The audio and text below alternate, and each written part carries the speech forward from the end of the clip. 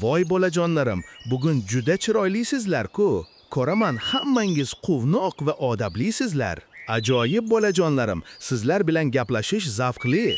Uyda ota-onangiz biror ish qilayotganida siz nima qilasiz? Yordam beraman, so'ramasdan ishlarga qo'l uraman. Bugun ham hammangiz mehrli va aqlli ko'rinyapsizlar. Ko'chada axlat ko'rsang nima qilasan? Uni olib axlat qutisiga tashlayman. Qaranglar-a, qanday tarbiyali bolajonlar to'plangan bugun. Biror kishi sizdan narsangizni so'rasa, nima deysan? Albatta, mana ol, deb mehr bilan beraman.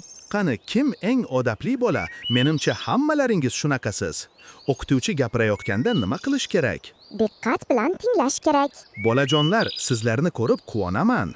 Yosh bolani yig'lab turganini ko'rsang nima qilasan? Uni tinchlantiraman, mehr bilan yordam beraman.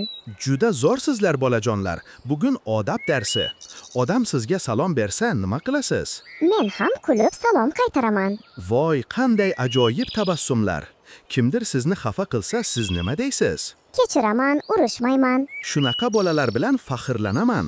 Kitobni o'qib bo'lgach nima qilish kerak? Joyida qo'yish kerak. Yashang bolajonlarim, sizlar haqiqiy namunalisizlar. Ovqat paytida qanday odobni saqlash kerak? O'tirib yeyish, gapirmaslik va kattalarga hurmat. Sizlarni ko'rib yuragim yayraydi, mehribon bolajonlarim. Kichik ukangiz yoki singlingiz o'yinchoq so'rasa nima qilasan? Ulashaman, urushmayman. Juda ajoyibsizlar. Bugun yana odob haqida gaplashamiz. Odam so'raganda iltimos degani nimani bildiradi? Hurmat va odobni bildiradi. Qani, odobli bolalar kim tayyor savolga? O'yinchoqni sindirib qo'ysang nima qilasan? Rostini aytaman va uzr so'rayman. Sizlarsiz bu dunyo zerikarli bo'lardi. Kattalar gaplashayotganda nima qilish kerak? Aralashmaslik va jim turish kerak. Bolajonlar, sizlar mening faxrim. Do'sting yomon ish qilsa nima qilasan? Uni to'xtataman, yaxshi yo'lga chaqiraman. Juda mehrli ko'rinyapsiz bugun bolajonlarim. Kimdir sizga sovg'a bersa nima deysiz? Rahmat deb aytaman. Qani, kim odobli bola bo'lishni xohlaydi? Kimdandir narsa olmoqchi bo'lsang nima deyish kerak? Iltimos deb so'rash kerak. Bolajonlarim, yurangiz toza, so'zlaringiz yoqimli. Uyda mehmonlar bo'lsa qanday tutasiz o'zingni?